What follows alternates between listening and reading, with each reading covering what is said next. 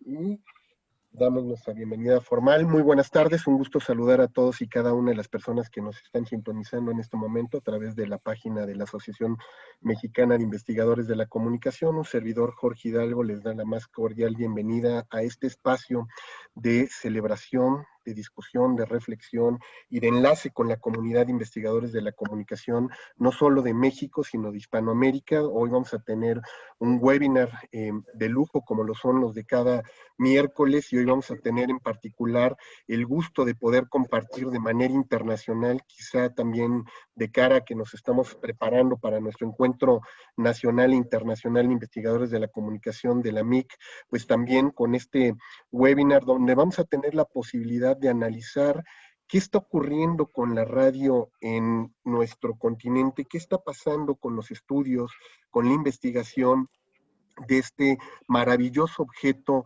de que es la radio, y sobre todo lo digo en función de que quizá, y ahorita me lo van a poder comentar nuestros invitados y nuestra moderadora, sobre el tema de si se ha convertido en uno de los grandes olvidados en los últimos años en materia de investigación. Yo recuerdo hace algunos años que podíamos ver una producción vasta de nuestros investigadores sobre esta temática.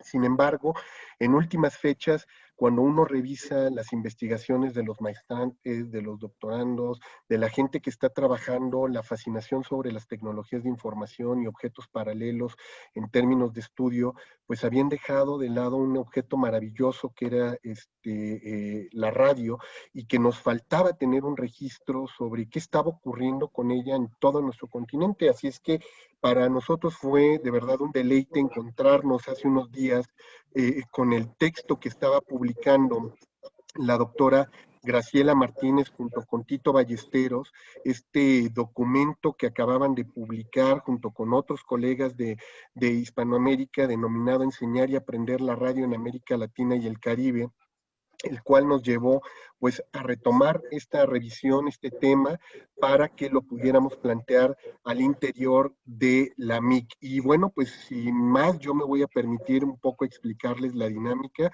Hoy que tenemos el gusto de tener este panel maravilloso internacional en el que nos acompañan, por un lado, pues la doctora Graciela Martínez, Oscar Bossetti, que están desde Argentina, junto con Agustina Espada, Tito Ballesteros desde Colombia, Marcelo Kishienevsky, y ya me dirá si lo pronuncié bien, Marcelo, desde Brasil, y desde México, nuestra querida doctora Claudia Benassini, quien va a estar como moderadora de este panel. Vamos a tener la interacción en unos momentos más. Yo les leeré la semblanza de nuestra moderadora, la doctora Claudia Benassini, que como saben además es vocal de la asociación en la región del centro Valle de México. Así es que sin más, yo voy a leer la semblanza de la doctora Claudia Benassini para cederle el micrófono y posteriormente iniciar el conversatorio con nuestros panelistas, y en en la tercera parte dejar el conversatorio para que aquellos que nos están siguiendo a través de las redes sociodigitales, la página de la MIC, y a su vez en este Zoom puedan iniciar la interacción con nuestros ponentes. Así es que, sin más, presento a nuestra moderadora, la doctora Claudia Benassini, quien es doctora en Antropología Social por la Universidad Iberoamericana. Además es profesora en la Facultad Mexicana de Arquitectura, Diseño y Comunicación de la Universidad La Salle. Es líder del Grupo de Investigación, Desarrollo e Innovación en Alfabetización Digital, Transmedialidad y Gestión del Conocimiento. Ha investigado la evolución de los medios de comunicación, particularmente la prensa y la televisión, desde sus lógicas de producción, géneros, hasta los nuevos procesos caracterizados por la convergencia, la transmedialidad y el fenómeno multipantalla. A estos intereses ha incorporado también el tema de la posverdad y la circulación de las noticias falsas. Ha desarrollado estas líneas de trabajo desde la perspectiva de los estudios socioculturales. Actualmente trabaja también en el seguimiento de los medios digitales en el proceso electoral en México, desde la red de los observatorios de medios de nuestra querida institución y asociación hermana también, el CONEIC, y ha publicado en diversas revistas especializadas y de divulgación nacional e internacional. Cuenta con 3 libros de su autoría, así como capítulos de libros en diversas publicaciones colectivas, y yo no me cansaré de decir que siempre es un gusto y un deleite poder conversar también con Claudia Benassini, a quien le cedo la palabra para que lleve la moderación de este panel. Así es que, Claudia, adelante, el micrófono y la cámara es tuya. Muchas gracias, Jorge. Buenas tardes a todos. Como se podrán haber dado cuenta ya desde el principio, estamos en un enlace internacional donde nos acompañan los colegas desde Argentina, desde Colombia, desde Brasil y desde la Ciudad de México. Nos acompañan también estudiosos de la radio, nos acompañan los miembros de la asociación y estudiantes de las carreras de comunicación. A mí me da mucho gusto presentar en esta ocasión a los panelistas que son Oscar Bossetti, de Argentina, docente de radio en las carreras de grado de comunicación social de distintas universidades nacionales, entre ellas Buenos Aires, Entre Ríos y Quilmes, y de posgrado en la Universidad Nacional de San Martín. Él además se ha desempeñado como subsecretario de Medios de Comunicación de la Universidad de Buenos Aires, también en la radio de la Universidad de Buenos Aires, y fundó la Agencia Radiofónica de Comunicación de la Universidad Nacional de Entre Ríos. Oscar Bossetti, además, ha sido investigador en la historia de la radio en Argentina, cuenta con múltiples publicaciones sobre el tema. La más reciente sería justamente Enseñar y Aprender la radio en América Latina y el Caribe, en coautoría con Graciela Martínez y Tito Vasconcelos. Ballesteros. Nos acompaña también Tito Ballesteros, de Colombia. Él es comunicador social, especialista en gerencia de la comunicación organizacional. Ha sido coordinador de encuentros entre sudamericanos de productores de radio. Produce, investiga y coordina distintos libros de radio. Y además tiene un blog del que después seguramente nos va a platicar. La doctora Graciela Martínez es doctora en Ciencias Políticas y Sociales por la Universidad Nacional Autónoma de México, profesora e investigadora de la Universidad Autónoma de la Ciudad de México y catedrática en el doctorado del posgrado de la Facultad de Ciencias Políticas de la UNAM. Es coautora del libro Enseñar y Aprender la radio en América Latina y el Caribe. Además cuenta con otras publicaciones y ha sido profesora de la Universidad Comunal Intercultural de Santa María, en Oaxaca, el Instituto de Investigaciones de la Comunicación y Cultura, y ha impartido cursos de capacitación en producción, guionismo, diseño sonoro y creación de códigos de ética en las radios comunitarias.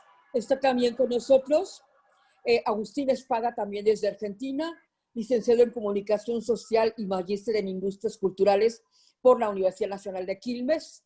Es becario doctoral de CONICET y realiza su doctorado en Ciencias Sociales en la Universidad de Buenos Aires. Investiga la adaptación de la radio a las plataformas convergentes. Bueno, esto nos permite además tener un perfil muy completo de los participantes, y autor de diversos artículos sobre la materia y el libro La adaptación radiofónica a Internet.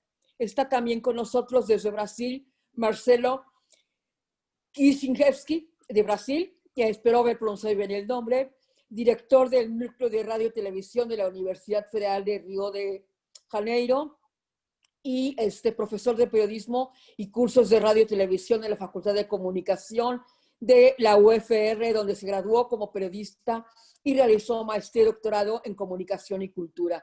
También es profesor del programa de posgrado en comunicación de la Universidad del Estado de Río de Janeiro. Coordina un grupo de investigación sobre radio y medios sonoros en la sociedad brasileña, y además tiene varias publicaciones.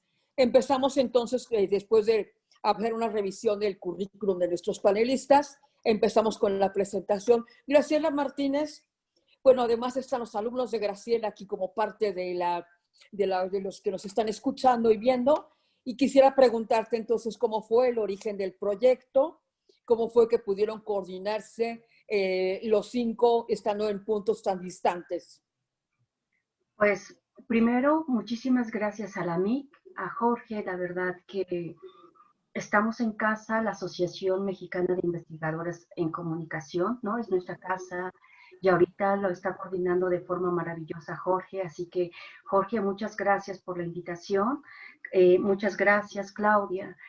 Pues es una historia larga, a mí me gustaría, si me lo permites, que Tito y cuente la historia porque es quien la inició, cómo se gesta esto, y también, Claudia, cómo se gesta, pero van a ser 63 profesores de 10, 11 países, ¿cuántos, Tito? Y entonces, para que comencemos a contar cómo se gesta este libro, pero que también los distintos libros que hemos publicado con Tito han sido a distancia, Claudia, tú que estás en el área de las nuevas tecnologías. Es increíble porque Marcelo, bueno, sí nos conocimos en persona en Siena, ¿no? A Agustín es la primera vez que nos conocemos, a Oscar nos conocemos solamente a través de la pantalla, a Tito durante mucho lapso solamente era a través de no, ni de la pantalla, solamente por teléfono. Y entonces, si me permites, cedo la palabra a Tito, que es Claro. esta aventura. Tito, por favor. Por favor, Tito, adelante.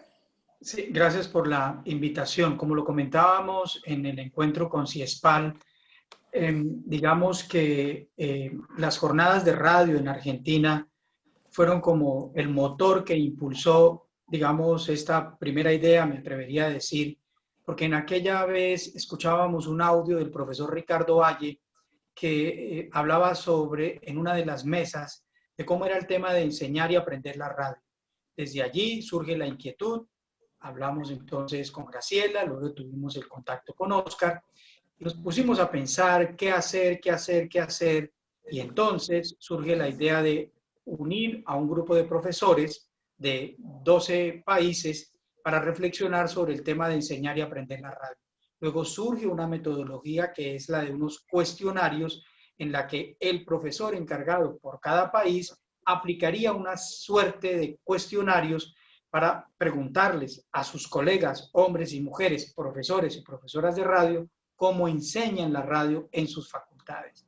Y con ese insumo, con esos cuestionarios resueltos, el profesor referente por el país construía su texto y así iban naciendo las ideas que dieron vida a este libro, que inicia con un capítulo introductorio sobre cómo es el tema de enseñar y aprender la radio visto desde distintas aristas. Todo se hizo por internet. Los encuentros eran a las 9 de la noche, más o menos los días jueves. Oscar al teléfono, Graciela al teléfono, leíamos los textos que nos llegaban de cada país, los revisábamos, si es que cabe esa expresión, y los profesores siempre muy generosos recibían, digamos, nuestros comentarios para tratar un poco como de articular el libro. Y era así como iban y volvían, y durante año y medio, con mucha paciencia, con mucho cariño, los textos fueron y volvieron, hasta que nos abraza en el regazo CIESPAL, la Casa de la Comunicación en América Latina, y tenemos la suerte de ver la obra culminada gracias al apoyo de ellos. Así que un texto hecho, válido, de internet, necesariamente, correos electrónicos, WhatsApp, y bueno, distintas herramientas.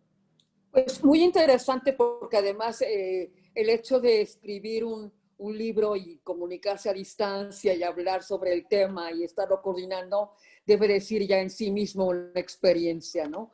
Además de lo que representa el tema de la enseñanza de la radio. Oscar, yo quisiera aprender de la enseñanza de la radio específicamente en Argentina. Es un país que nos queda tan lejos y del que desde luego creo que es muy importante pues tener algunos elementos para poder iniciar la conversación.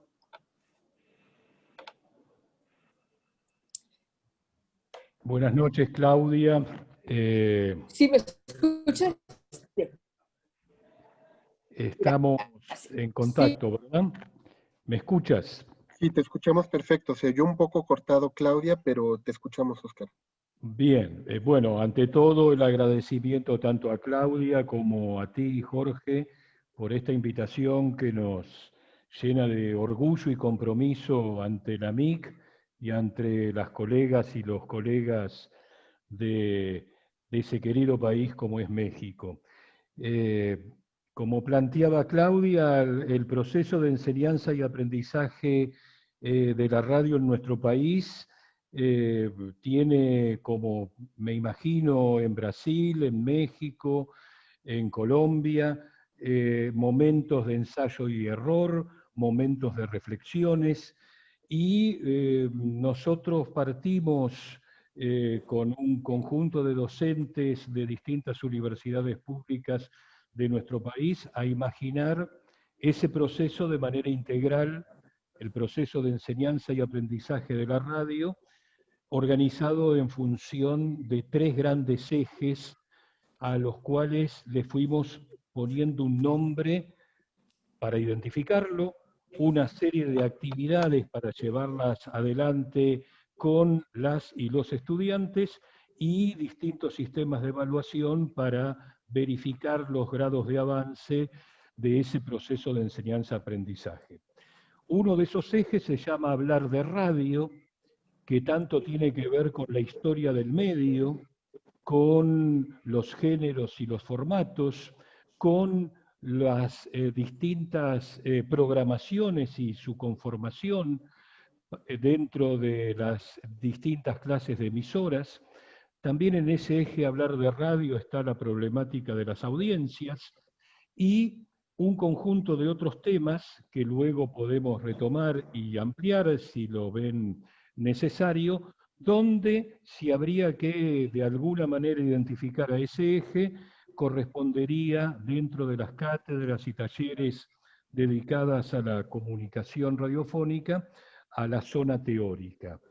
Otro eje que para nosotros es muy importante es el que denominamos, al primero reitero, hablar de radio, a este otro hacer radio, que es poner en acción esos insumos teóricos que ya sea al momento de escribir de acuerdo a una gramática propia del medio, o ya sea al producir entrevistas o distintos formatos, sean estos periodísticos o de ficción, las y los estudiantes los ponen en acción en los espacios con los que contamos en nuestras universidades, que son los laboratorios o estudios de radio. Y en muchos casos también, afortunadamente, como en el caso de la Universidad de Buenos Aires, de Entre Ríos y de Quilmes, donde trabajo desde hace varios años, tenemos posibilidad de participar en la programación con audiciones realizadas por los estudiantes y las estudiantes de las emisoras universitarias de esas casas de estudio. Y finalmente, el tercer eje, repaso, primero hablar de radio, un eje teórico, un otro eje denominado hacer radio, un eje pareciera eminentemente práctico, aunque nosotros entendemos que la teoría tiene que estar avalada en la práctica y la práctica se tiene que fundamentar en un marco conceptual o teórico y en esa dialéctica se va construyendo el conocimiento. El tercer eje lo denominamos escuchar radio. Nosotros creemos que escuchando las radios, también desde una escucha crítica, desde una escucha atenta, desde una escucha acompañada a través de guías de trabajos prácticos, los estudiantes, las estudiantes van como percibiendo qué pasa en ese medio que tanto puede ser por streaming, tanto puede sonar por aire en una amplitud modulada o en una frecuencia modulada, tanto puede ser una radio pública como una radio comercial, una radio hegemónica como una radio alternativa. En ese escuchar radio, en ese hablar de radio y en ese hacer radio se fundamenta en buena parte de nuestras casas de estudios en nuestro país la didáctica de la comunicación radiofónica, Claudia. Muy bien, muchas gracias. Marcelo, una vez que hemos tenido los 3 ejes sobre los cuales fue organizado el libro, ¿qué nos puedes decir de hacer radio en Brasil? ¿Cómo fue esta parte del proceso en Brasil, un país tan grande, tan complejo, en donde además sabemos que la enseñanza de la comunicación está como ubicada en muchos lugares, ¿no? Vale.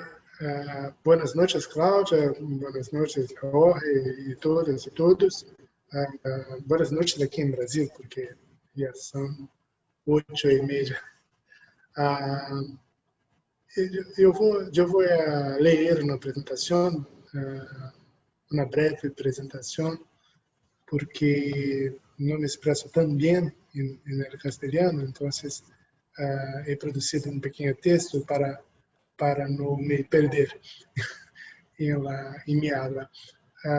É um prazer participar por primeira vez em um evento de AMIC. E me vou centrar em os desafios de ensinar e aprender rádio em meu país. Creio que vivemos um contexto que todos vocês certamente conhecem. O cenário político em Brasil é de forte disrupção, com impacto no financiamento da educação, e enfrentamos uma verdadeira calamidade em saúde pública por a crise do novo coronavírus. A rádio juega um rol estratégico na pandemia. Quase 80% da população brasileira escuta a rádio todos os dias. E com a pandemia, este número não ha diminuído, pelo contrário, ha crescido um pouco com as medidas de isolamento social.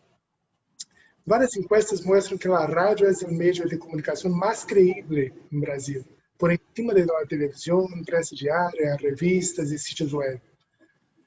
Sem dúvida, isso se deve aos vínculos solidamente construídos por os locutores com suas audiências, por a relação de intimidade e afeto que se estabelece com os ouvintes. Por isso é tão importante para nós investigar a rádio, sua mediação social e a formação dos futuros profissionais. A rádio pode ser uma ferramenta poderosa para fortalecer a democracia, ao incluir vozes e oferecer informação de interesse público, mas também pode servir para a desinformação, a radicalização política, a exclusão do outro, das minorias. De aí a relevância desta investigação sobre a enseñança e a aprendizagem radiofônica na América Latina, também realizada por meus colegas Tito, Oscar e Graciela. Me gostaria de traçar uma pequena historicidade da educação superior em Brasil, e especificamente da construção da área da comunicação. Temos uma herança colonial brutal. A primeira universidade brasileira só se constituiu no ano de 1920. Em la seguinte década, se estima que o total de matrículas em la enseñanza superior girava ao redor de 30.000. Era um sistema excluyente e racista, orientado hacia as elites. Não há estatísticas fiáveis sobre a oferta de enseñanza superior, devido aos cambios na metodologia, mas se sabe que houve um crescimento acelerado com 1 milhão de novas plazas em uma década, e no período do chamado milagre econômico, processo de modernização autoritária liderada por uma ditadura militar. O total de matrículas chega ao final do século XX na casa de 2 milhões, muito modesto para uma população de 170 milhões de brasileiros. E nos primeiros anos do século XXI, sin embargo, o número voltou a crescer. E nós temos uma política de fortalecimento da enseñanza superior. Os governos Lula e Dilma, do Partido dos Trabalhadores, criaram uma série de programas de fomento, como o REUNE, para a ampliação das universidades públicas, o ProUni, Programa Universidade para Todos, com oferta de becas e instituições privadas, e financiamento para estudantes de famílias com baixos ingressos. O número de matriculados, para que se tenha uma ideia, se quadruplicou, chegando a 2016 a casa de 8 milhões de estudantes, distribuídos por mais de 34.000 cursos de 2.400 instituições de enseñanza superior. Dados do Ministério da Educação señalam a existência de quase 600 cursos de grado na área de comunicação em Brasil, com autorização para abrir 86.000 plazas por ano. A área de comunicação nasce em Brasil nos anos 60 como parte de um projeto autoritário de controle e de submissão à lógica do comunicador polivalente, que a Unesco e o Centro de Investigação e Estudos Superiores para a América Latina, CIESPAL, abogavam a finales de los años 50 para los países de la periferia del capitalismo. Más tarde, devo señalar que tanto la UNESCO como el CIESPAL se retrataron y adoptaron a postura más crítica. El área de comunicación crece en Brasil, por lo tanto, incorporando especialidades de larga tradición internacional, como los cursos de periodismo, publicidad, cine y relaciones públicas. Hay una historicidad de los cursos, pero voy a pasar por esta historia de la creación de los grados del área de comunicación. Pero tenemos que saber que a partir de la ditadura militar, que empezó en 1964, hubo una serie de retrocesos. En 1969, los cursos de periodismo, publicidad y relaciones públicas pasaron a ser obrigatoriamente habilitaciones de cursos de comunicación social. Lo mismo ocurre con rádio y TV a partir de 1983. Se rompe entonces una tradición humanista de escuelas nacidas de costilhas de las tradicionales facultades de filosofía y el régimen militar impone un curso de carácter técnico, lo que, según el investigador Eduardo Merich, de Brasil, chocaba con la falta de laboratorios para la práctica profesional. Surgió una dicotomía entre teoría y práctica. Muchos cursos se organizan con investigadores, doutores, egresados de outras áreas como filosofia, sociologia, psicologia, antropologia, dedicados aos estudos das teorias da comunicação. Uns poucos docentes tinham experiência de mercado, mas a maioria das vezes não logravam obter titulação. E no século XXI, sin embargo, houve expressivo avanço do pós-grado estrito sensu em Brasil. En la área de comunicação, o número de cursos de maestria saltou de 9 a 45 no período de 1996 hasta 2014, mientras que o de cursos de doutorado avançou de 4 a 23. Com isso, cada vez mais os docentes de rádio se foram calificando. Me pergunto, qual é a presença da rádio nos currículos dos cursos de grado na área de comunicação no Brasil? Não temos dados sistematizados. O principal esforço, nesse sentido, foi um mapeio da enseñança superior de rádio, coordenado em 2014 por o Grupo de Investigação Rádio e Mídias de Sonido, da Sociedade Brasileira de Estudos Interdisciplinares da Comunicação, a Intercom. As investigadoras que lideraram o projeto são Nair Prata e Nélia Del Bianco, duas investigadoras muito importantes em nosso campo em Brasil, que aplicaram um questionário junto a todos os cursos de comunicação no país e obtiveram respostas de 113 instituições. Há vários dados muito interessantes, mas podemos volver a isto no debate.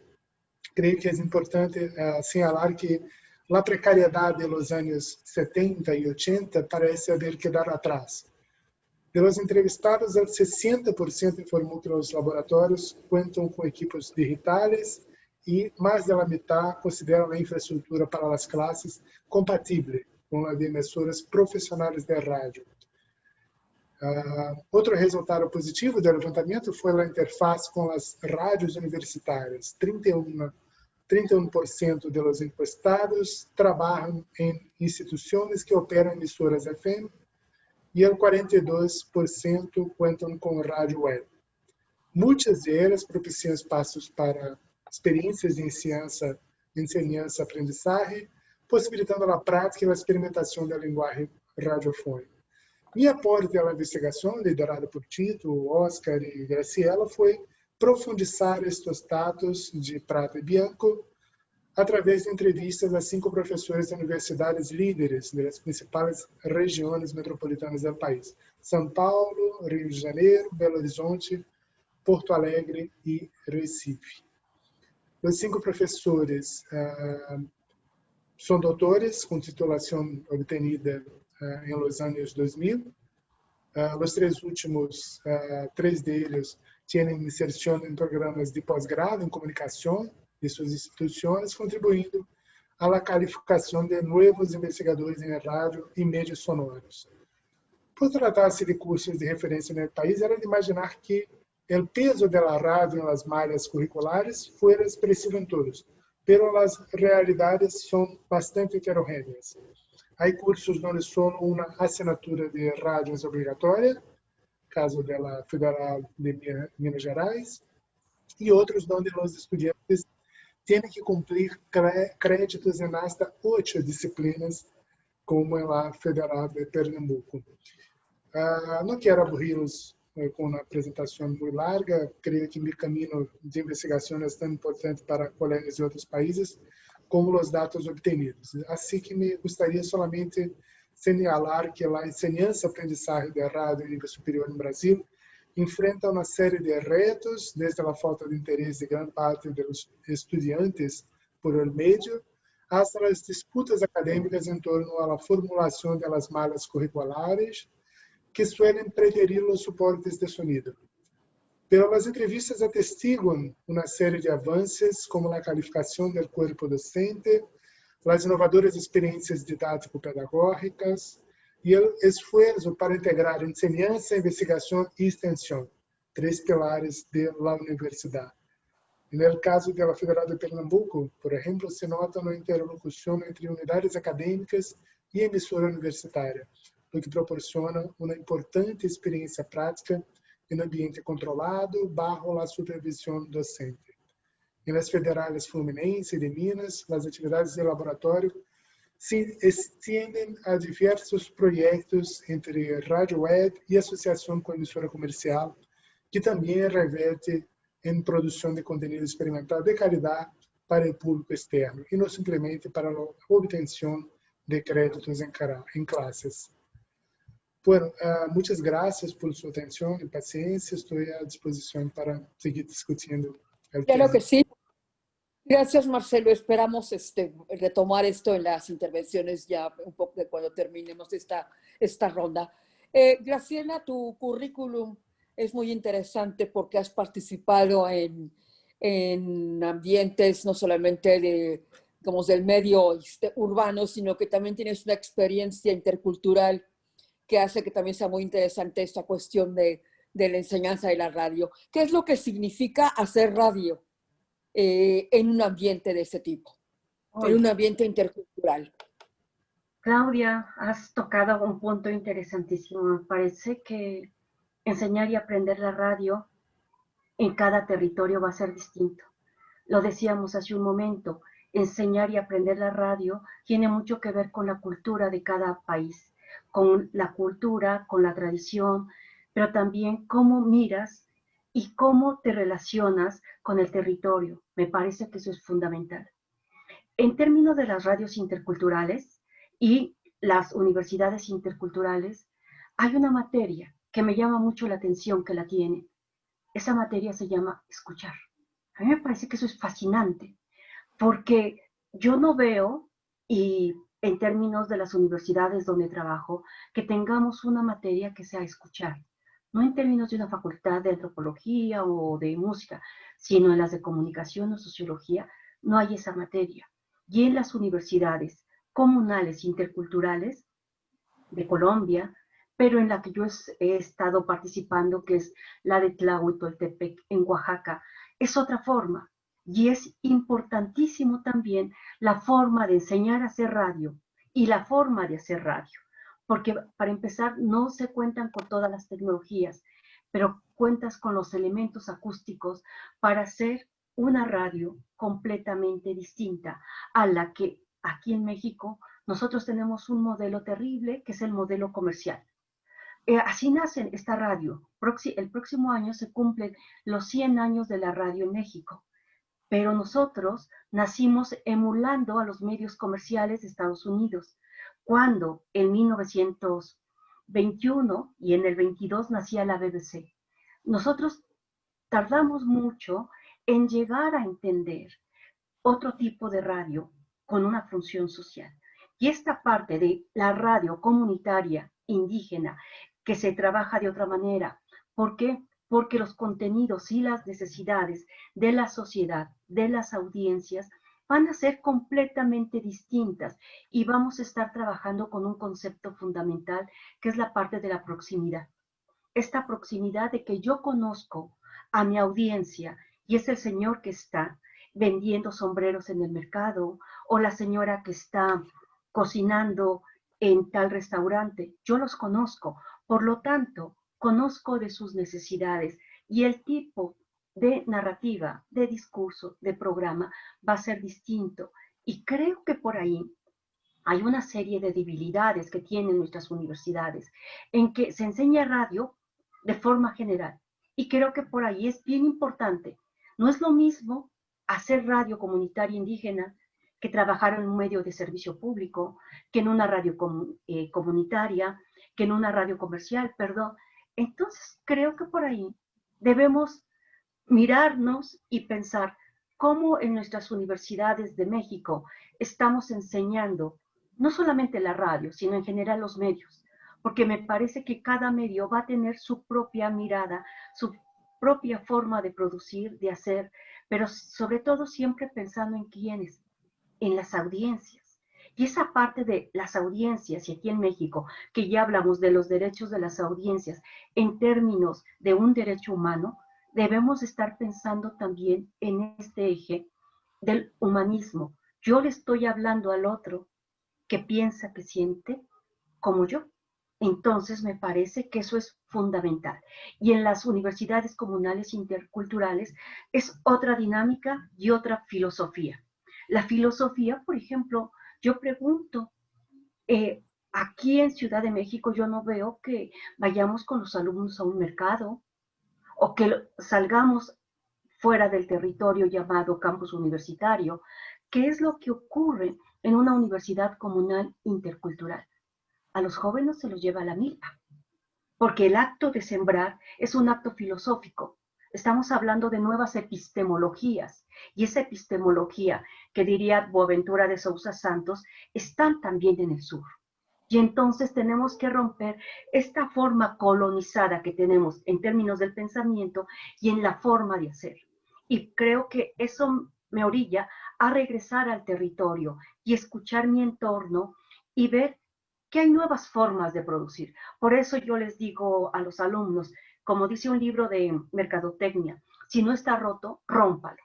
Y creo que esa es la labor que tenemos quienes enseñamos la radio o el mundo del sonido, porque creo que la radio se ha transformado, se ha fortalecido a partir de las nuevas tecnologías, a partir del sonido, a partir del contexto, porque el contexto también nos está orillando, Claudia, a la gente que nos esté escuchando, a hacer otro tipo de producciones. Los movimientos sociales que se dieron a fin de año del 2019 en Chile, en Bolivia, en México, ¿no? Nuestra América Latina estuvo ferviente, estuvo en plena movilización. ¿Qué tantos programas de radio se hicieron? La realidad me está hablando, me está gritando hacer otras propuestas en términos de narrativas, pero también en términos de géneros y formatos. Ya hay que romper, y yo siempre critico mesas redondas, entrevistas, por el amor de Dios, ya. Creo que tenemos que trabajar de otra manera porque la realidad nos lo está exigiendo. Y ahora cuando me lo preguntas, y me permito comentar una anécdota que en una entrevista que me hizo Oscar, yo le comentaba, cuando fui a dar estos cursos a Tlahuitoltepec y después cuando estuvimos con las comunidades en Oaxaca, yo les preguntaba, ¿cuál es una sonoridad que te gusta de tu pueblo, de tu territorio? Y recuerdo que un joven me dijo, Pascual se llama, me dice, a mí me gusta cuando las mujeres en la madrugada, a las 5, 4 de la mañana, van al molino a llevar el mixtamal. Y entonces dice, porque en ese horario se escucha el cuchicheo con un fondo sonoro de el río, las pisadas en las piedras, vamos a tener el sonido a lo mejor de los grillos todavía, a lo lejos el sonido del burro, de la vaca, el viento. Llegas al molino y en el molino vas a estar el sonido precisamente de ese molino, el cuchicheo, del cotilleo de las señoras, regresa a la casa y la parte del crepitar del fuego, el hacer las tortillas, el sonido del comal. Y le dije, Pascual, ¿ya has grabado esos sonidos? Y me dijo, no. Le digo, para la próxima clase me los vas a traer. O sea, estaba yendo yo cada mes. Los lleva. Y entonces, entre el efecto, lo llevamos, y entre el efecto de los pasos, ¿no? Esta parte de la atmósfera de la madrugada, la parte de los sonidos de las señoras, ¿no? Que están platicando. Y le digo, vamos a empezar. En Radio Genpo, subimos con el sonido del río, baja el crepitar del fuego, tú estás escuchando el sonido del burro y rompes la vida y entras con un son de Oaxaca. Le digo, ese tipo de sonoridad, nadie lo tiene. Y ahí va a estar la diferencia. Por eso yo creo que a partir precisamente de las realidades a las que nos enfrentamos dentro de los territorios rurales, pero también urbanos, y que si comenzamos a escucharlos y a observarlos de otra manera, nos vamos a dar cuenta que tenemos la posibilidad de cambiar el paradigma de hacer la radio. Pero voy mucho más a fondo. Me parece, Claudia, que se está cambiando el paradigma de la comunicación, porque el mundo comunitario indígena está gestando la comunicación de otra manera. Y ahorita que aquí en México se está dando un proceso de transformación, y si realmente, como dice Atalí, nos damos la oportunidad de mirar y absorber y teorizar, creo que ahí tenemos un nuevo paradigma de la comunicación, y eso es lo que me ha dado la posibilidad de estar trabajando en las universidades comunales, interculturales, y mirarlos de frente a las universidades privadas en las que he trabajado y en las que estoy ahorita, que es la UNAM y la UACM. Gracias, Claudia. Yo, al contrario, Graciela, me voy a ir al otro extremo, Agustín. Estamos ahorita en un escenario que parece que no, pero sí es complicado para la radio. Antes de iniciar la transmisión, tú nos comentabas que se celebra hoy el Día Internacional del Podcast. Y esa es parte de tu experiencia, ¿no? ¿Qué tiene que hacer la radio junto al podcast? ¿Cuáles son las posibilidades? Realmente como profesores de comunicación entendemos la función del podcast, y como productores es un mero repetidor del contenido radiofónico. En fin, nos gustaría que nos ampliaras un poco tu visión. Bueno, Claudia, en primer lugar, agradecerles a ustedes por la organización y también por permitirme escuchar estos testimonios, estas reflexiones. Estoy encantadísimo con el ejemplo que contaba recién Graciela. Nada, me parece muy potente en la forma de pensar las distintas formas que se pueden utilizar el sonido y el contenido radiofónico para contar y para describir y para dar muestra también de la interculturalidad que tiene nuestro continente, que tienen nuestros países y que tienen nuestras ciudades también. La realidad es que desde mi punto de vista el podcast es una oportunidad para aprovechar todas esas diversidades.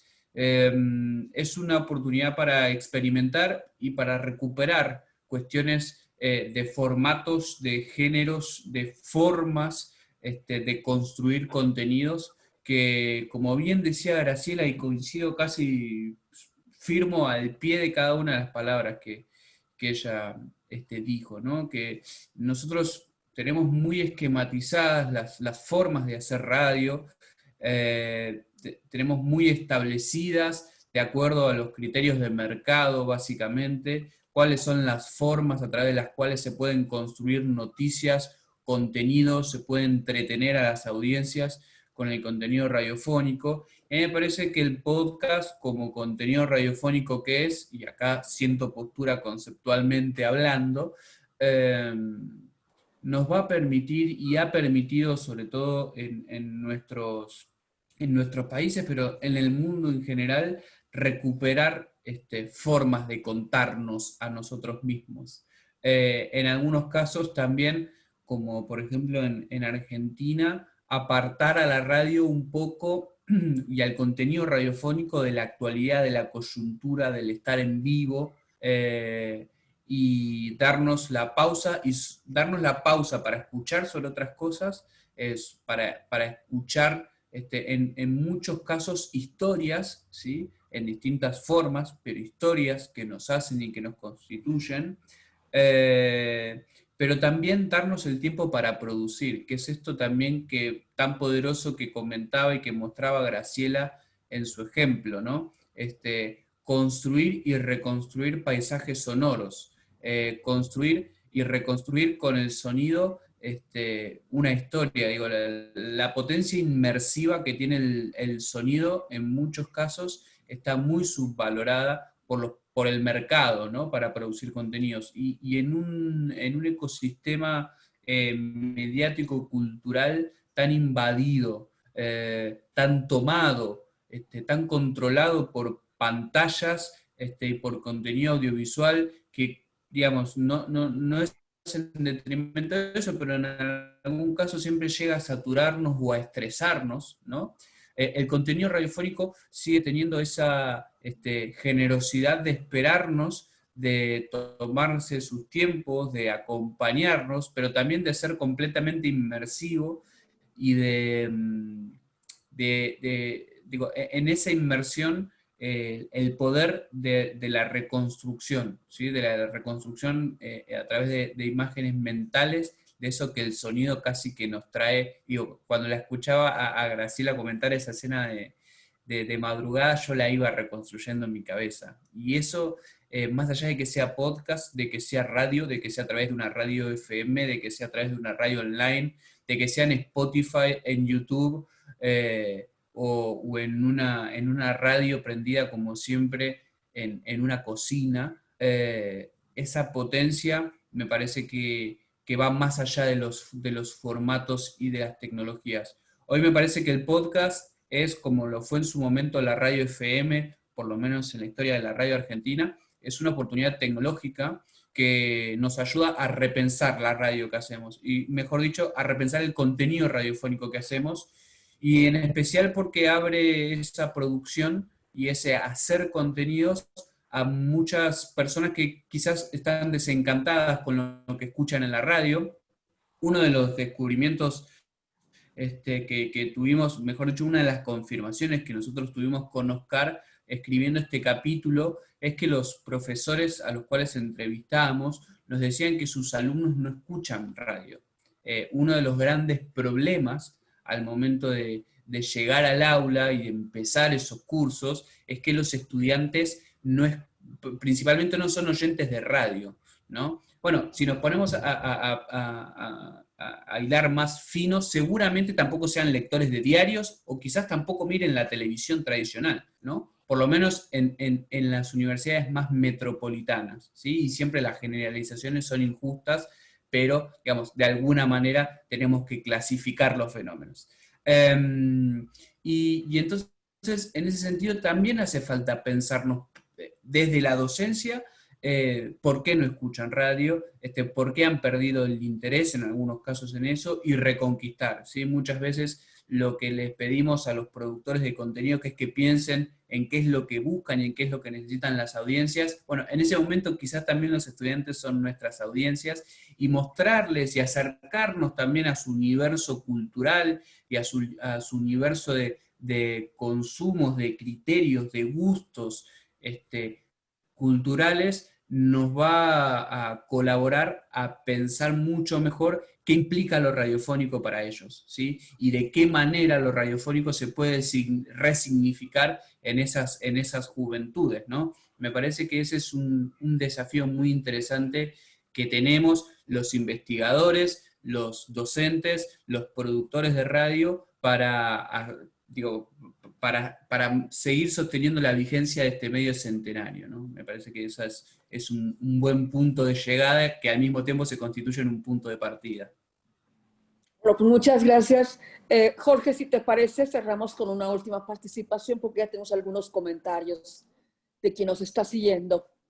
Quisiera nada más terminar con Tito, que fue el que inició, y después de ver todo este panorama, ¿Qué es bueno, este escenario que nos plantea Agustín de cómo los jóvenes no están escuchando radio? Creo que lo compartimos en México también. ¿Qué sería escuchar radio en este momento? ¿No se escucha? Sí. Sí, se me ocurre que la palabra escuchar pudiera resultar un poco, quizás sea muy atrevido, pero ofensiva. A mí me parece que la crisis está mediada porque la radio es un dispositivo que está hecho para ser escuchado, al igual que la televisión de alguna manera. Y me parece que mientras sigamos en esta conversación eterna entre la universidad, que de alguna manera reflexiona sobre cómo son los estudiantes, o en el mundo práctico de los medios de comunicación hay una queja generalizada de cómo llegan los estudiantes, no veo por qué todavía no hay un acuerdo en ese asunto. Y creo que mientras estamos en esta discusión de unos y otros, hay unos terceros que se han colado en la conversación, diría, y son los medios que tienen que ver con el Internet. Mientras nosotros nos estamos quedando en la discusión, creo que por las redes están surgiendo la conversación. Y allí hay una crisis realmente. Me parece que el punto está en buscar, digamos, esa posibilidad para que desde las redes hay conversaciones y en los medios hay informaciones. Mientras sigamos circunscribiendo la función de la radio, que sabemos educar, entretener y tal, quizá en el futuro cercano nos encontremos con nuevas funciones de la radio. Quizá nos encontremos también, ya no esas 4 formas de entender la radio, ¿cierto? Los componentes de la radio. Quizá en el futuro cercano tengamos otros componentes de la radio.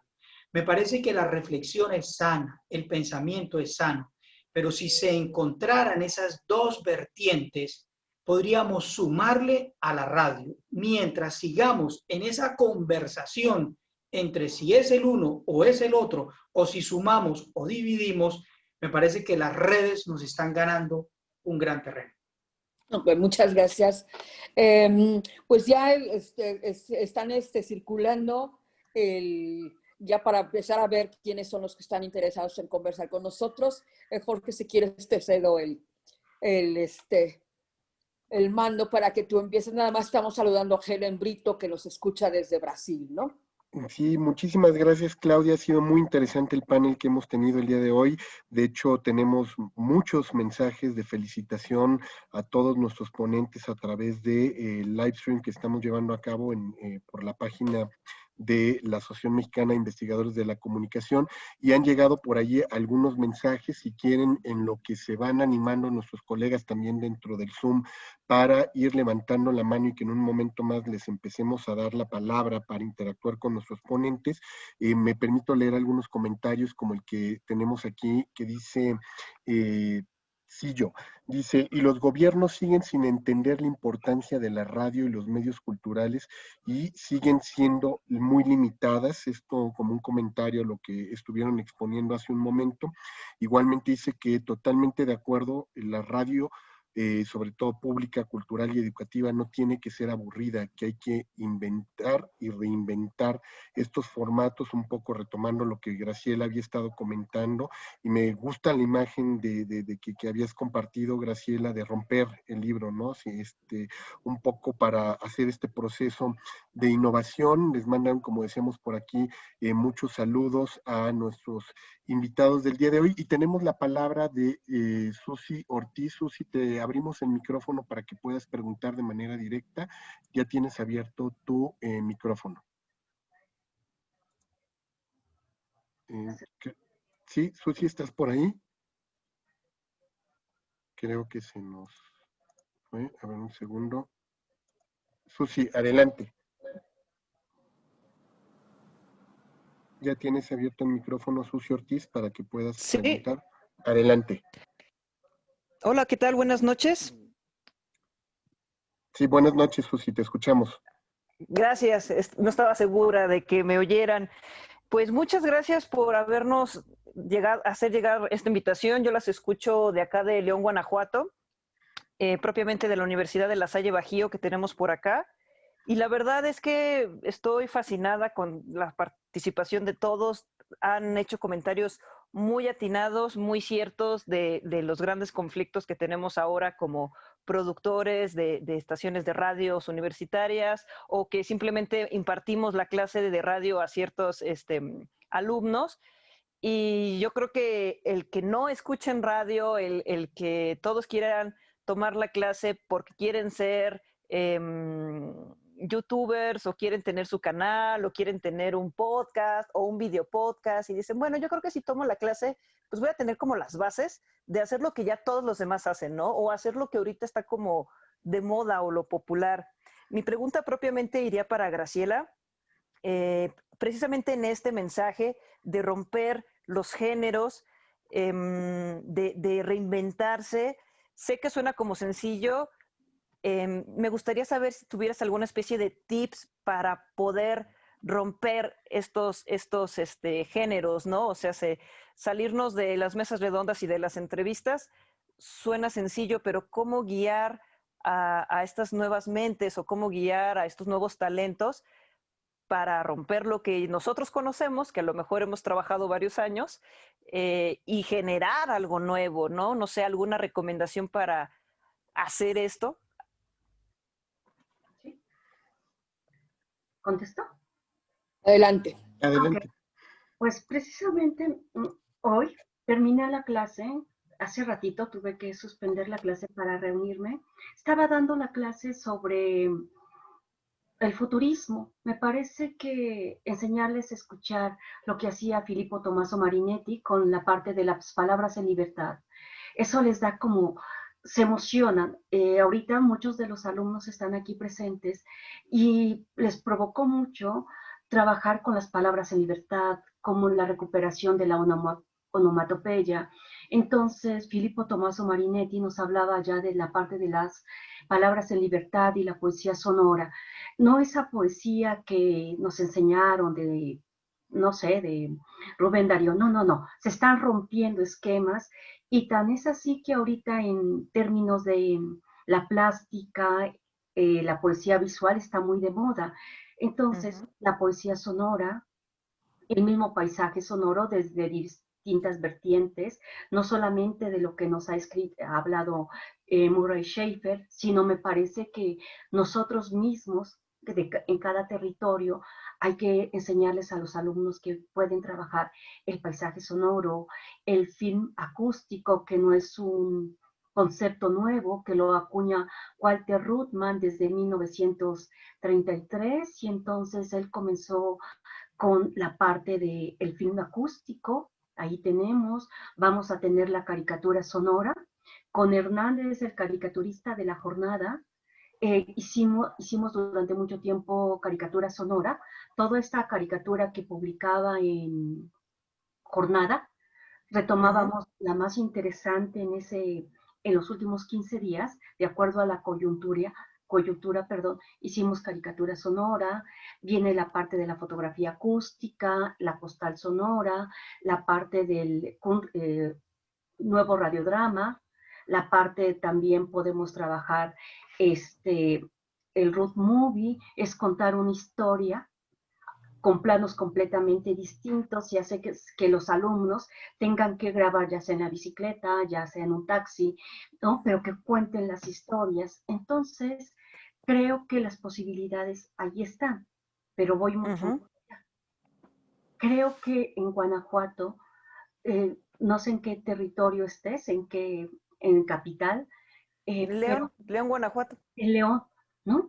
O sea, desde una historia de vida que tiene que ver con la parte de la investigación también, y que salgan de la universidad. Y creo que en los mercados pueden hablar, podemos crear historias. No sé, las posibilidades son muchas. Me parece que en términos de método y de investigación, también la radio nos ofrece eso. Pero también algo que a mí me apasiona mucho y que estoy trabajando en el doctorado es la parte de la interculturalidad. Y creo que sobre todo por la crisis por la que pasa el mundo, creo que es necesario este diálogo intercultural y la radio nos otorga esa posibilidad de un diálogo completamente distinto, pero sobre todo equitativo en términos, decía yo hace un instante, de esa proximidad que tanto necesitamos, y creo que la radio otorga eso. Pero cuando hablo de la radio, no solamente es la parte tradicional que nos tocó a nosotros.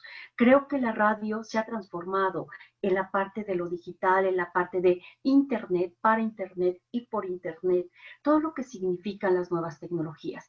Pero Claro. reitero, a partir del sonido, creo que el sonido, la parte del arte experimental, acústica, nos da muchas posibilidades para la transformación. Y ya lo decía, escribía precisamente Klaus Schunig, quien es uno de los creadores y comenzaron a transformar todo este rollo de la radioarte, es de la BDR. Al conocer las posibilidades del sonido, vamos a poder transformar las formas narrativas a las que estamos habituados. Entonces, sugerencia. Hay un libro que se llama Hacia una educación sonora, de Murray Schafer. Es un librito precioso que ahí tiene unos ejercicios precisamente que da tips precisamente para generar esta cultura sonora, pero también para enriquecer la parte de la producción. Excelente. Anoté Hacia una educación sonora de Murray Schafer. Perfecto, mil gracias. Yo quisiera anotar algo, de ser posible, también en ese tono de claves que pregunta nuestra colega en León. Yo diría, una clave es, participa menos en la radio. Si nosotros seguimos haciendo la radio, los que estamos en la radio, me parece que nos vamos a repetir en la radio. Una clave es dejar que los otros hagan, que las personas a quienes llamamos oyentes, mejor participantes, me parece, puedan ellos de alguna manera tomar el control. Si nosotros seguimos cocinando la comida todos los días, le vamos a dar el mismo sabor. ¿Qué tal si permitimos dentro de esas claves que vengan otros cocineros o que entren otras cocineras a la cocina? Y en ese sentido, quizá esa fórmula permita no repetirnos, quizá, porque si trabajamos con otras disciplinas, en otros colectivos, vamos a tener otras formas de entender. Pero para eso es muy importante que de alguna manera nos separemos un poco también, para que cedamos la palabra. La radio ha cumplido 100 años de vida en la que hablan un número de personas determinadas. ¿Qué tal si esos locutores o locutoras ceden el paso? Y así quizá podamos aprender sobre nuevas formas de producción, porque si estamos atrás de los proyectos, normalmente se pueden parecer mucho a nuestras formas de pensar. Yo diría a nuestra colega en León, por favor, cuando pienses en hacer radio, dale la palabra al otro, al que no la ha hecho. Así como en algún día de la vida tú decidiste entrar a la radio sin saber y fuiste aprendiendo en el camino, seguramente aprendiste cosas nuevas, pero también has repetido otras. ¿Qué tal si nos damos la oportunidad de trabajar con otros o con otras para aprender de ellos? Claro.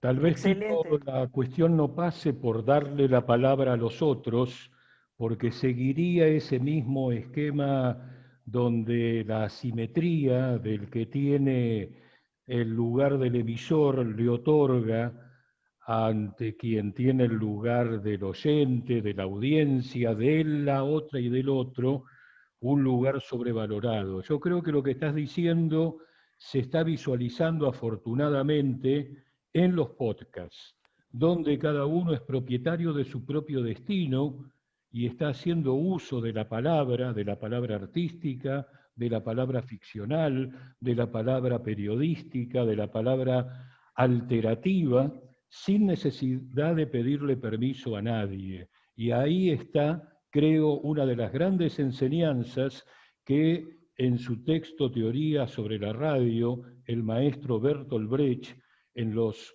inicios de la historia de la radio, entre 1927 y 1932, nos instó a las radialistas, a los radialistas, a que la radio no es un medio unidireccional donde unos hablan y otros escuchan, donde unos hacen y otros pasivamente reciben, sino es un medio donde la voz la tienen que tener todas y todos. Y hoy, después de mucho tiempo, en el caso de la Argentina, 100 años de historia, esos, digamos, preceptos del formidable Bertolt Brecht, hace algunos años se materializaron en las radios comunitarias, alternativas o ciudadanas, y en los últimos años, afortunadamente, en un fenómeno mucho más reciente y que tiene que ver con estas otras maneras de definir de qué hablamos cuando hablamos de radio y que están representados en los podcasts. Por eso me resisto un poco a que alguien le habilite al otro el permiso para hablar. Todos tenemos el derecho a la comunicación y hoy la podemos ejercer a través del acceso a una tecnología que a través de la web y de distintas maneras de expresarnos, los podcasts son cabal forma de representar esa libertad de expresión. Tenemos por acá otro comentario de Ismael Oribe. Ismael, te abro micrófono para que puedas hacer tu pregunta. Adelante. ¿Qué tal? Buenas noches al panel, felicitar a la mesa. Yo me enteré por medio precisamente de esta mesa por medio de las redes sociales. Tengo 26 años y actualmente trabajo produciendo y editando podcasts para un centro cultural en la Ciudad de México. Mi pregunta que yo tengo es sobre el contexto pandémico y la situación laboral de quien nos dedicamos a la realización, producción de podcasts. ¿Qué oportunidad nos deja a los creadores sonoros, a los productores de audio, de radio, de podcast, pues esta crisis sanitaria y cómo será el contexto después de que atravesemos pues todo esto que al mundo evidentemente le ha afectado? Entonces me gustaría saber si es que se pudiera desarrollar, aunque sea de forma muy breve, lo que sucede, y también pues bueno, saludar a toda la mesa y de verdad que uno agradece que la asociación haga estos esfuerzos para hablar sobre estas temáticas, ¿no? Muy buenas noches.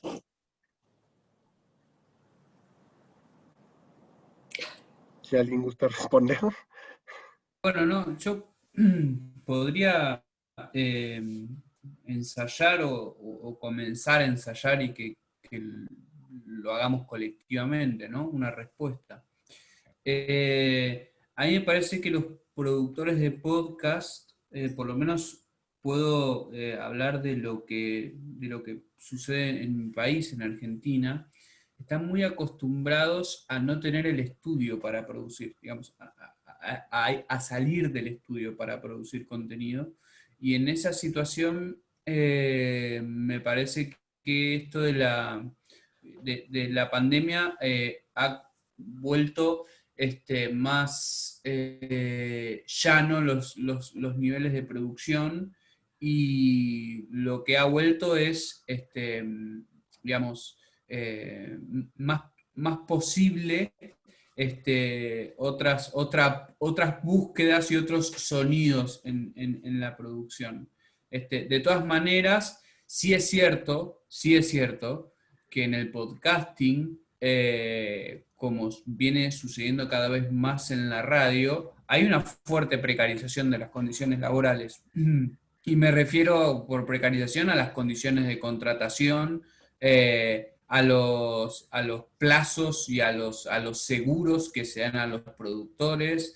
Lo estamos viendo con las inversiones de grandes empresas y plataformas, de Spotify, de Amazon, de Deezer, de Apple, que está empezando a producir podcasts. Digamos, hay un fuerte proceso de tercerización, ¿no? Y la tercerización siempre colabora siempre es amiga de la precarización laboral en ese sentido. Pero me parece que en cuanto a las condiciones laborales en la pandemia y en los distintos niveles aislamientos sociales que tuvimos en nuestros continentes, han animado, justo hoy estaba más temprano en una charla con productores argentinos y han animado a buscar sonidos y a buscar formas de producir, porque justamente son productores que están muy acostumbrados a producir fuera de los estudios. Entonces casi que esta situación los ha animado a buscar nuevas formas de contar, casi como poniéndose como un desafío, ¿no? Superar eso de no poder, con el equipamiento en las casas, con los sistemas de edición en sus computadoras, animarse a buscar nuevas formas de contar. Muchísimas gracias, Agustín, por la respuesta para Ismael. Tenemos a Cristina Camacho por aquí también pidiendo la palabra. Cristina, te abrimos tu micrófono.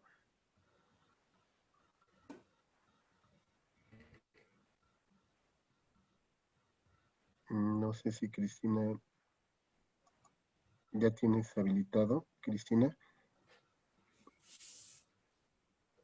Adelante, Cristina.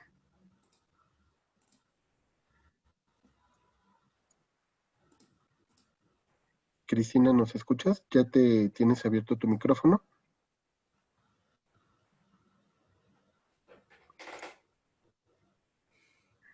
Creo que no nos capta, pero bueno, por acá en el chat había dejado Cristina Camacho su pregunta. Se las leo, dice, con esta administración en México, ¿qué acciones se están planeando para fortalecer el gremio, ya que esta administración está desestabilizando aún más este medio de comunicación y pretende eliminar los fideicomisos que apoyan a la radio, que por cierto, la votación es mañana. No sé si, Graciela, tú tuvieras algún comentario sobre este tema. Pues, bueno, ahorita y también quisiera complementar o comentar lo que preguntaba Ismael. La primera parte, pues, bueno, es que es una cuestión también política. Ok, yo creo que sí y no.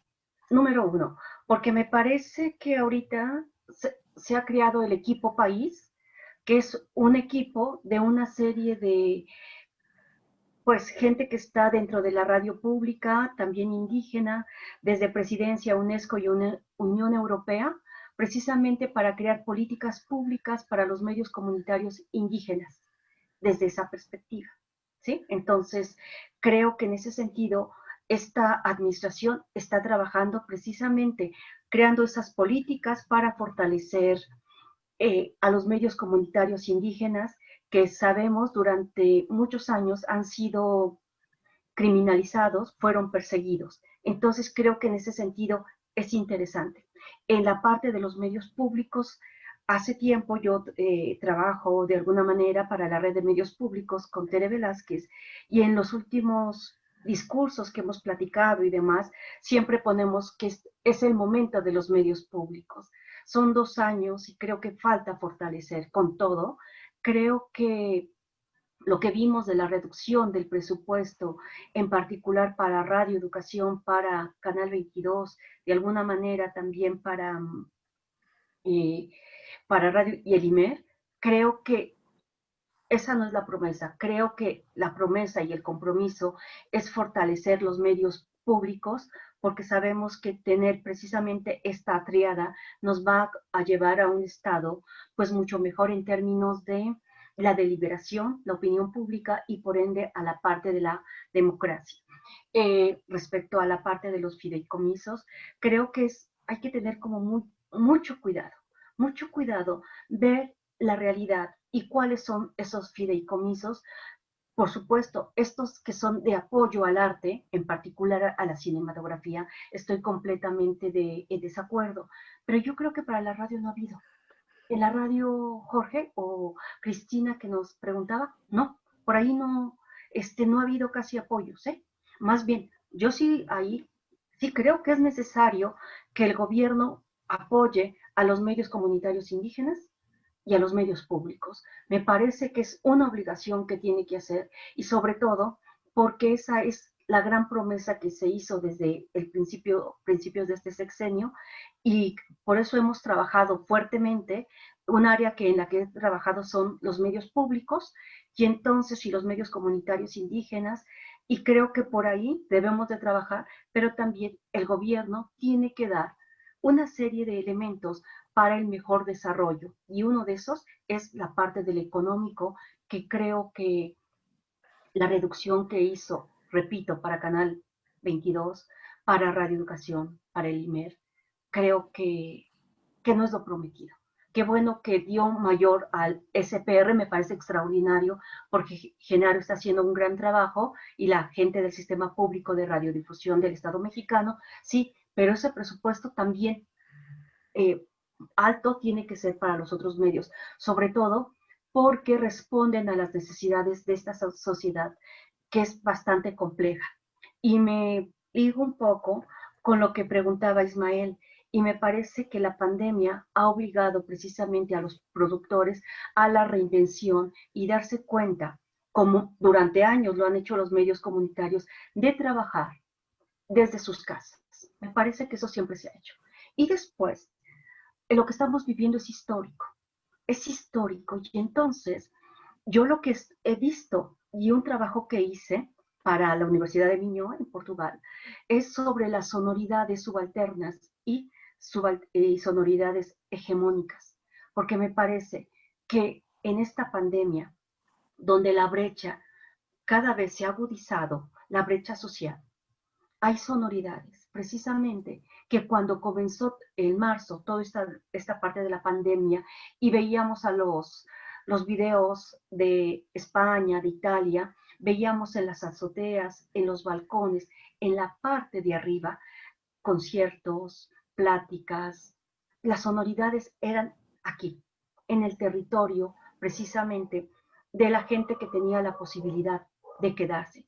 Sin embargo, en la calle estaban los pregones, ¿sí? La gente que no se podía quedar y que tienes que salir a la calle a vender tus productos. Y entonces, pero también de las enfermeras, de los médicos, en el transporte público. Y entonces yo dije, claro, tenemos sonoridades hegemónicas de aquellos que tienen la posibilidad de quedarse y la parte de la subalternidad en términos gramscianos.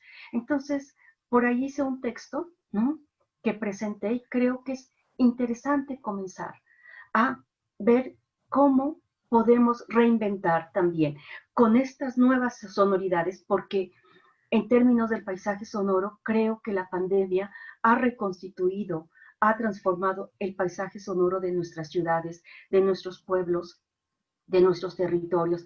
Y ahí me parece que yo lo vería como una fortaleza y cómo podemos recuperar esa imagen acústica histórica.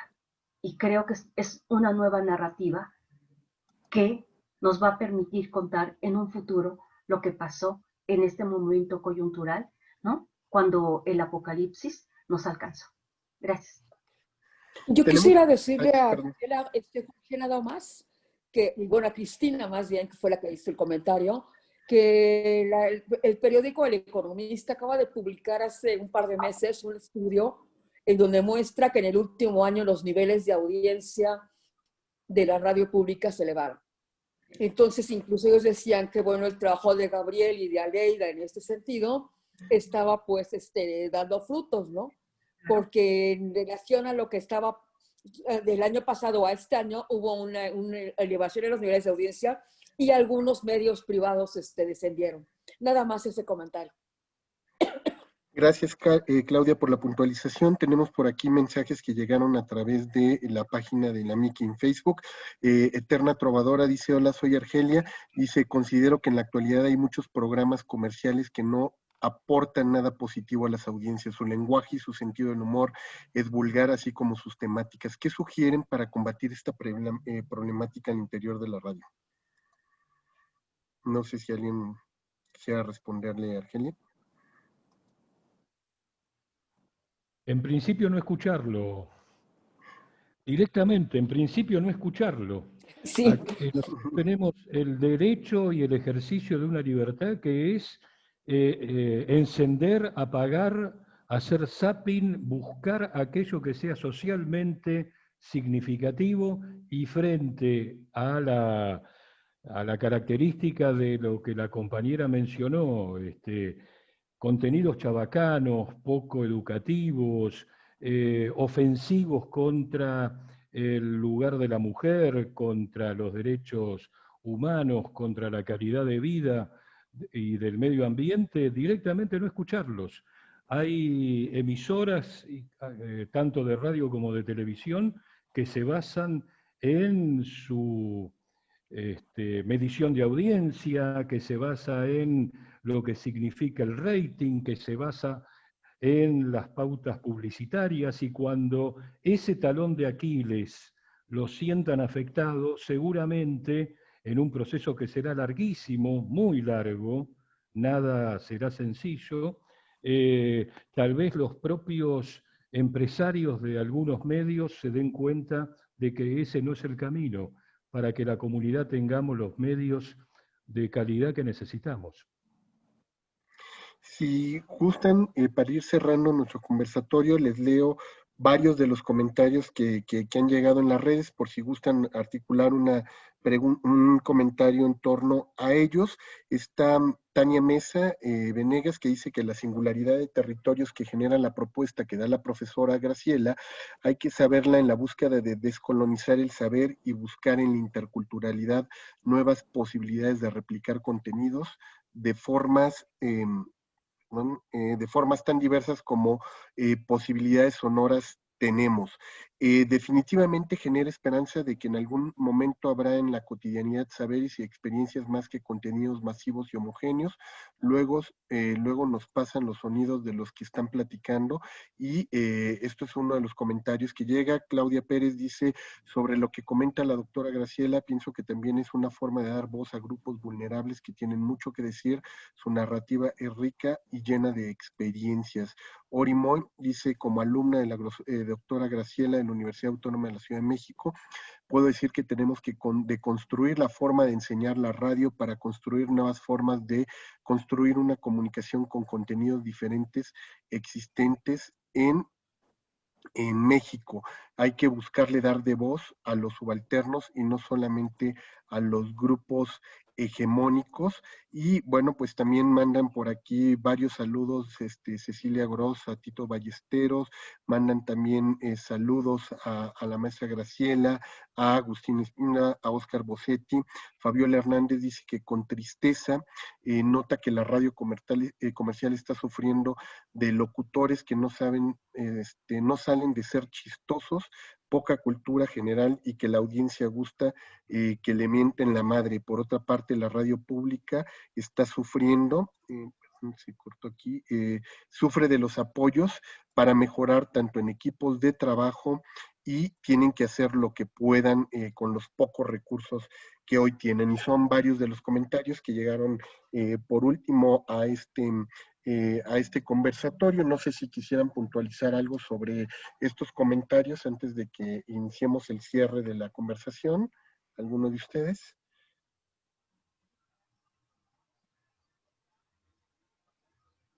Nuestra final de silencio se quedó por ahí, ¿verdad? Me gustaría hacer una aportación. Sí, adelante, Marcelo, por favor. Sí. Hay una pregunta de José Felipe. Sí. Vale. Me gustaría hacer una aportación porque me parece que hay una distinción entre la radio y el podcast, como si la centenaria radio fuera un viejo medio que no tiene mucho que contribuir para la democracia, para el diálogo, para la inclusión. Pero creo que el podcasting es parte de la radio. Vengo trabajando con el concepto de la radio expandida hace casi 10 años. He tratado de eso en mi libro Radio y Medios Sociales, que he publicado por editorial WOC, Barcelona. Y la cuestión es que la radio es un medio que transborda hoy para otros soportes, otras plataformas, está en diversos contextos. Tenemos el podcast, que es parte de la radio, no hace una oposición con él. Creo que la radio tiene que incorporar las contribuciones del podcast en términos de lenguaje, en términos de producción descentralizada y de participación de los oyentes, porque hay un cierto equívoco con la idea de la participación. Nico Carpentier, un investigador importante de Europa, ha tratado de esto. Hay que distinguir entre el acceso a los medios, la interacción con ellos y la participación, que es la toma de decisiones. La radio tiene que franquear la participación y discordo de Oscar, que dijo que no debemos escuchar los discursos de odio, pero creo que tenemos que incluirlos también, tenemos que confrontarlos, dialogar con ellos. No podemos cerrar nuestros micrófonos para estos discursos. Hay que pelear con ellos. No podemos hacer de cuenta que no existen. Entonces, ellos van para otras emisoras que van a les dar abrigo. Es una situación muy difícil desde el punto de vista político. Hoy en Brasil tenemos la desinformación creciente en la radio. Algunas emisoras privadas han trabajado con los datos de audiencia y han encampado los discursos de odio. Y la desinformación es terrible. Hay campañas anti-vacunas. Los resultados los sabemos. Pero tenemos que ser inclusivos. Tenemos que tratar con el otro de alguna manera. Encontrar un medio de hablar con ellos. Porque si no, no hay sociedad. Excelente, Marcelo. Por aquí también tenemos, decíamos, a José Felipe. Te abro el micrófono, José, para que puedas hacer tu pregunta. Adelante.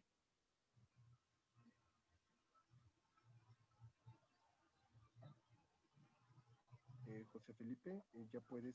Perdón, Jorge, no estoy oyendo. No, José Felipe, ¿nos escuchas? Ya puedes abrir tu micrófono, José Felipe, para la pregunta. Tiene la mano levantada, pero no está abriendo su micrófono. Necesitas abrir tu micrófono, José, para que podamos escucharte. Parece ser que no.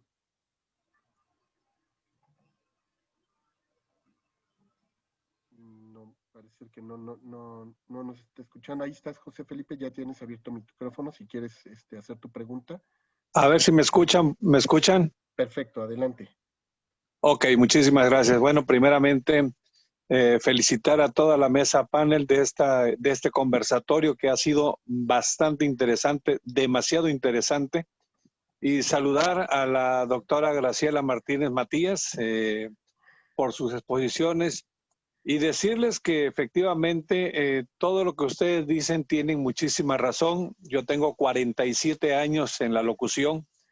Actualmente soy profesor de la Universidad República de México acá en Yucatán, en Mérida, Yucatán. Y estamos viendo, precisamente coincido con todas las propuestas de los compañeros de León, de todos, de que la radio tiene una baja percepción de la cultura de quienes trabajan en ella actualmente. ¿Qué hacer para que se vuelva a tener cierta capacidad cultural para poder hacer uso del micrófono? Hoy se hace abuso del micrófono con palabras altisonantes, con programas, de verdad, decía por ahí el maestro Oscar, decía él que precisamente hay que apagar la radio, y yo creo que sí coincido con él también de que hay que apagar la radio para no permitir que se siga, primero que nada, degradando el idioma y causando problemas a las buenas costumbres y a la buena educación que es con lo que nació la radio.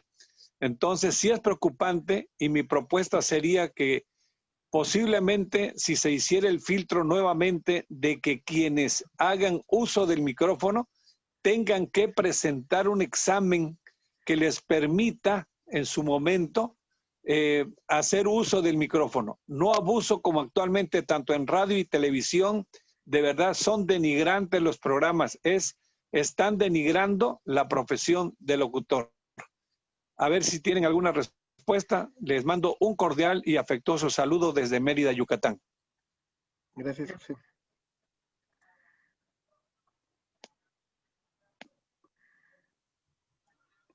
Oscar, Agustín, ¿alguno de ustedes quisiera comentar? De hecho, también hay una pregunta muy parecida en Facebook, Oscar, donde justo comentan en relación a lo que habías dicho. Dice, estimado profesor Oscar Bossetti, esto me lo comenta Cecilia Gorós, dice, considero que vale la pena escucharlos y ver estos programas, ya que de ahí podemos partir para realizar algo en los medios públicos con mejores contenidos. Entonces, no sé si ante estas dos posiciones que nos están presentando José Felipe y también Graciela, ¿tuvieras algún comentario? Sobre la situación que mencionaba José Felipe Vera, me voy a disculpar porque no conozco cuáles son los sistemas de acreditación profesional de las y los locutores en la República de México. Sí podría conversar, compartir cuáles son los criterios que en nuestro país el profesional de la locución, la profesional de la locución, matriculados y a través de una carrera terciaria que les otorga el título final de locutoras integrales de radio y de televisión, los forman tanto desde el punto de vista de la voz como desde la formación cultural, que muchísimas veces es el talón de Aquiles, es el punto débil de esas y esos locutores que mencionaba José Felipe. Por eso, como no conozco cuáles son las situaciones particulares para matricular a los profesionales de la locución, simplemente hago esta mención con respecto a sí lo que conozco, que es la situación en la República Argentina. Y con respecto a lo que dice la compañera de sí hay que escucharlos, sí, hay que escucharlos, pero a lo mejor ese tiempo lo podríamos capitalizar escuchando las radios públicas, sean estas universitarias, comunitarias, ciudadanas, municipales, cooperativas, que en ese mismo horario, y hablo de radios, pero también podría hablar de televisión, están brindando contenidos socialmente significativos para enfrentar situaciones donde nos ven como ciudadanos y no como mercancías, como ciudadanos y no como consumidores. Y desde esa perspectiva es que aliento el apagar los televisores, el apagar las radios y el buscar otros muelles donde poder encontrar contenidos que tengan sentido para el crecimiento individual y fundamentalmente para el crecimiento de nuestros pueblos. Muchísimas gracias, Oscar, por tu respuesta. Y pues no nos queda más que prácticamente cerrar este conversatorio. Yo quiero agradecer a todos y cada uno de ustedes el que nos permitieran tenerlos el día de hoy, porque fue un privilegio tener esta mesa internacional, este espacio de conversación con todos y cada uno de ustedes.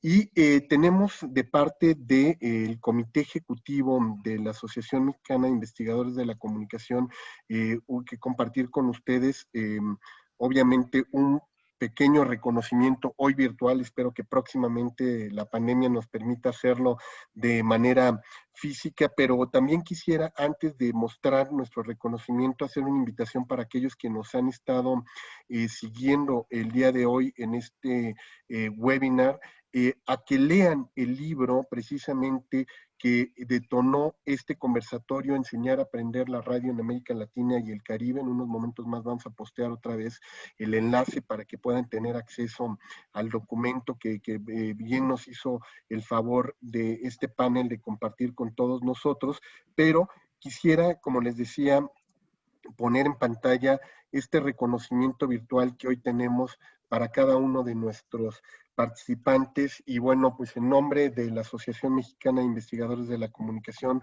yo quisiera agradecer, Óscar Bossetti, tu participación el día de hoy por habernos acompañado en este panel Enseñar y Aprender Radio en América Latina y el Caribe. Fue un gusto tenerte, Óscar.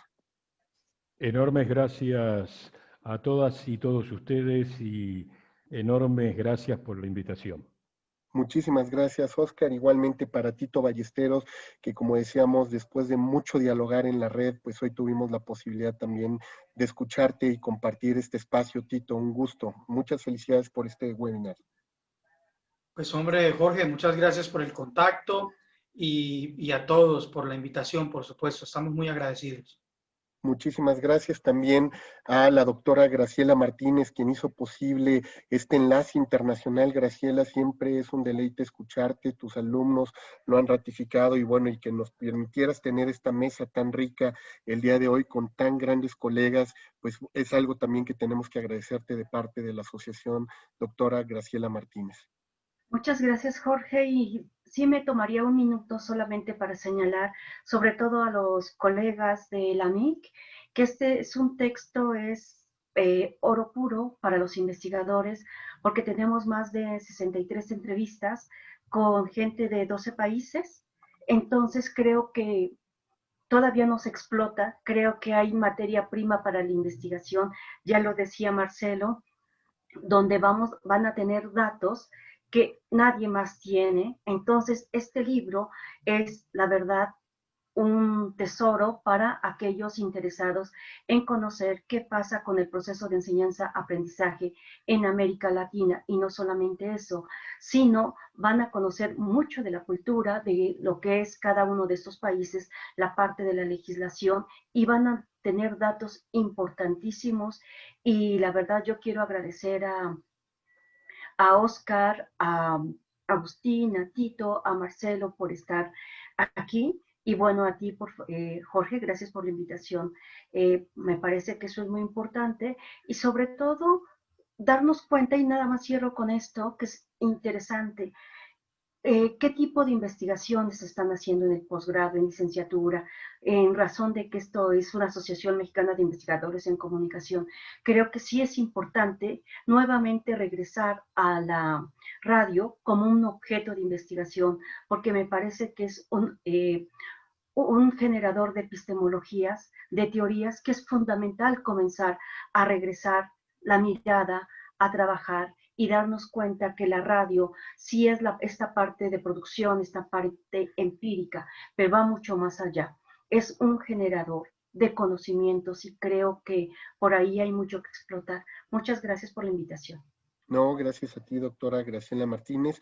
Igualmente quiero agradecer a Agustín Espada, que estuvo el día de hoy también conectado con nosotros desde Argentina. Agustín, fue un gusto que escucharte y que nos compartieras también esta discusión y este debate también sobre los nuevos medios con el tema del podcast. Gracias, Agustín, por haber estado aquí en este valioso panel Enseñar y Aprender Radio en América Latina y el Caribe. Muchísimas gracias, Jorge, y a todos los que hicieron posible este encuentro. La verdad que no solamente fue una posibilidad de encontrarnos y de desvirtualizar muchas relaciones, sino también de aprender. Siempre que se conversa, hay una retroalimentación, y me parece que hoy lo hemos, por lo menos yo, me voy con mucha ganancia de esto también, así que un gustazo. No, muchas gracias a ti, Agustín. Igualmente un agradecimiento muy sincero a Marcelo, y espero que otra vez podamos pronunciar bien tu apellido, Kishinevsky. Marcelo, muchísimas gracias. Fue un gusto escuchar. Sí, ya estamos todos como en el es el trabalenguas que nos van a poner de prueba para poder pasar el curso de locución. Marcelo, muchísimas gracias y muchas felicidades por tu participación.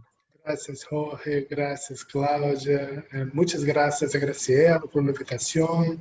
Fue un placer estar con vos, Agustín, Oscar, Tito.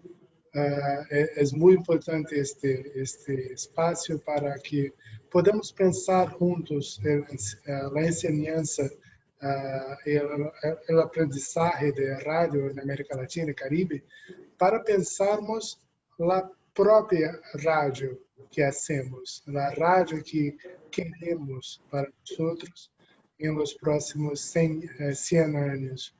Entonces, muchas gracias por la oportunidad de intercambiar ideas. Espero que sea la primera de muchas otras que podemos avanzar en las redes de investigación respecto a la radio y la comunicación en general.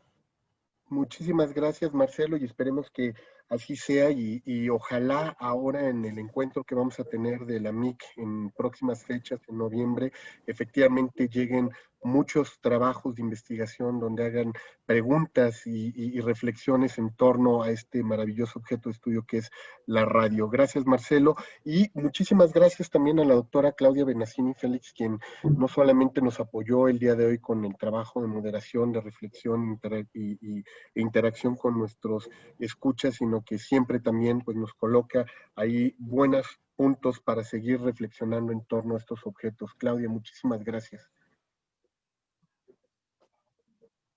Ay, creo que no te escucho. Muchísimas gracias, Jorge, por la invitación.